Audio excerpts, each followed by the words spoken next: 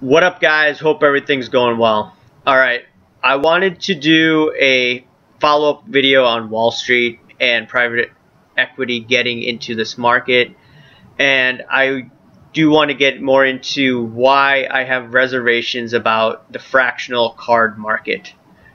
And I'm all for innovation. I'm all for the free market trying to come up with ways to improve our hobby and make adjustments for this 21st century.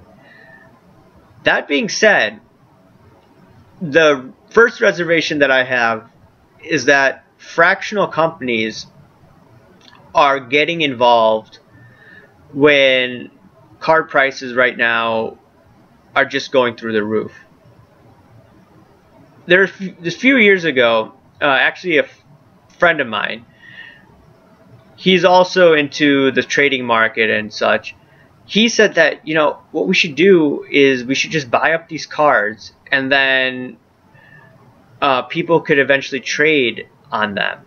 Just like the idea that collectibles has right now. So we actually thought of this a few years ago, but I declined to invest because I just had another small business to run with my wife, as you can see behind, and I didn't have the money and the capital to invest in that, and I was a bit worrisome about that. My thesis was maybe I should just buy my own cards and hold them and eventually sell them over the long term, and that's what I ended up doing. I think I did end up pissing that guy off, but it is what it is. I think we would have made a killing if we actually had gone with that idea. But this companies like collectibles, I'm not saying they're running Ponzi schemes, but this opens the door up for other companies to do so. Oh, and in addition to that, other companies will be like, okay, why don't we just bid up these cards and we see the return on these cards? What? The Michael Jordan card went from $100,000, during the documentary to $750,000. What? 6-7 times increase within a span of what, 8-9 months? That's fantastic. So, in my opinion, this will give false hope to other companies that want to get in on this game. There's this term, FOMO, fear of missing out. And I believe that since interest rates are low, it allows people to speculate more than they otherwise would be if interest rates were at what they should be. And I believe interest rates should be a little bit higher than where they are.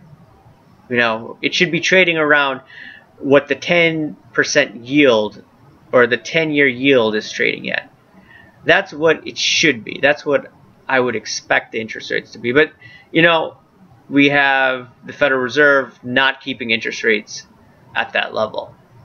They always want some speculation to get the economy out of tough situations like COVID, and before out of the housing bubble, and before getting out of the tech bubble.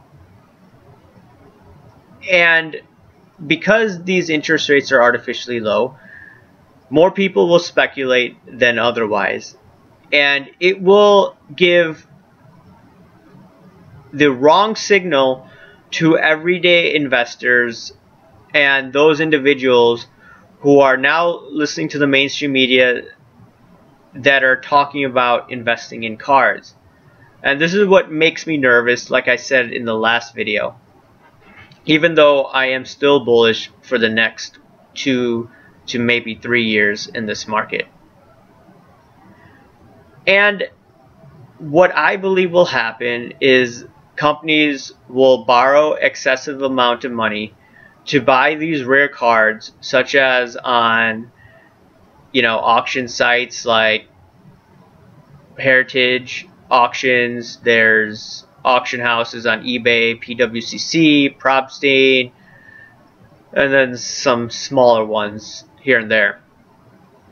Maybe ComC sometimes has auctions, but not on the high grade cards.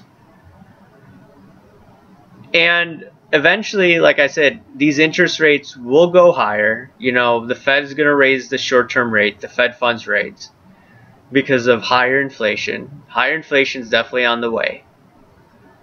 And it's going to take the air out of this balloon. It's simple as that. And, you know, it goes back to what Vegas Dave was talking about a few weeks ago, or a week ago, that, you know, you're going to see cards probably go from $1 million to $100,000. It's just going to crash overnight. And there are a lot of people right now getting away from fractional cards. They are looking at cards like Luka Doncic and Trae Young and some of these other basketball guys. And yes, they're rare cards. And if these auction houses buy these rare cards, it may drive more millennials into buying those cards, which I fear they're going to crash big and hard, because the population size of most of those cards are extremely high. And people own most of the high population cards, and obviously not the low population cards.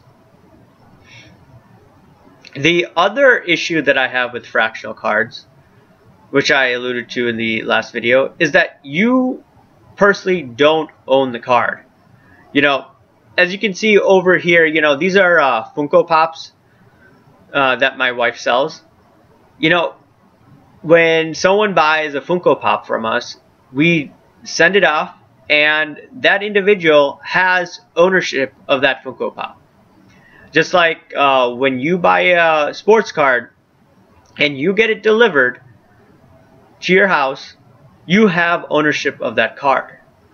Now, if it's a valuable card, you're most likely going to lock it up in a safe that you can have access to in a real quick time. With these cards, you personally own a fraction of it.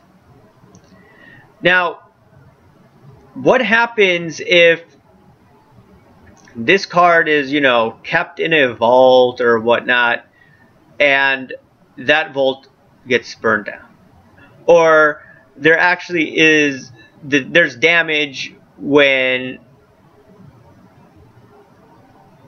the person who actually owns it, or the company that owns it, you know, it actually gets damaged. You personally can't take care of that card. You know, when you own a card, you know, you are responsible for it. You're going to do the best damn job to make sure that it doesn't get damaged, and, you know, that no one will steal it from you. There's more personal responsibility, but you don't have that. So that is also my concern. And it goes back to, on my other channel, there's a lot of people that collect silver and gold. And for the silver stackers, they have this one phrase: if you don't hold it, you don't own it. And I feel the same way for these fractional cards. You don't actually hold it. You just own a certificate of paper that they say, that the company says that they have. And you own, what, 1/1000th of the card? Granted, you could say that, hey, I own a Jordan card, or part of a Jordan card. You could diversify your money.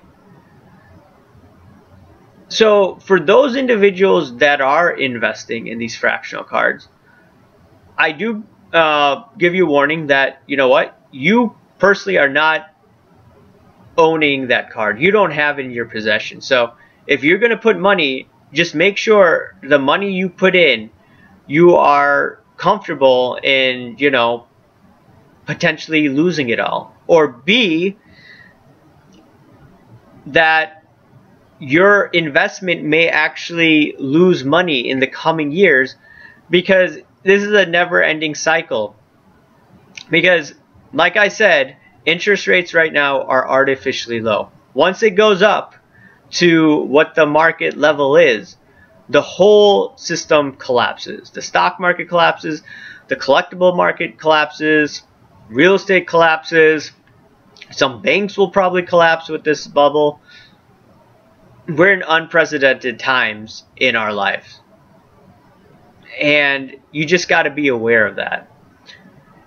And, you know, right now the card market is on drugs. I'm not saying you can't make money. There are plenty of opportunities, and I'm going to be talking about that in future videos. You just need to find some scarce cards that no one else is looking at right now. Third thing about fractionals, the way that I see this happening is you may have companies in the future buy up multiple cards and say, hey, here's an index of cards that we have. We have a Mantle, we have a Jordan, we have a Gretzky, we have a Babe Ruth card, a Honus Wagner card, and you know what? You could invest in this like an ETF. And like I mentioned, Wall Street is getting involved with this, and I fear of scams coming about. Once again, you personally don't have possession of those cards. Those companies will say, hey, here's what we have, you could just invest in it. And I expect most of the companies to be honest and not to do wrongdoing. But mark my words, one of these companies that comes out will definitely scam you guys. And there's not too much regulation, so we don't know which company we should trust. And if there are scams in a regulated market like the stock market, what do you expect in a non-regulated market? You know, the same evil actors on Wall Street are going to get involved in this. Now, with these fractional cards, do I see a scam coming with one card? Most likely not. But the future probably tells me that they're going to come out with a basket of cards, and that's when the major scams will hit. And who knows? This may happen right when the card market bursts. But we shall see. What do you guys think about these fractional cards? I'm skeptical. I'll never own one of these fractional cards. Even though I could probably make a lot of money, I still don't trust it. Right?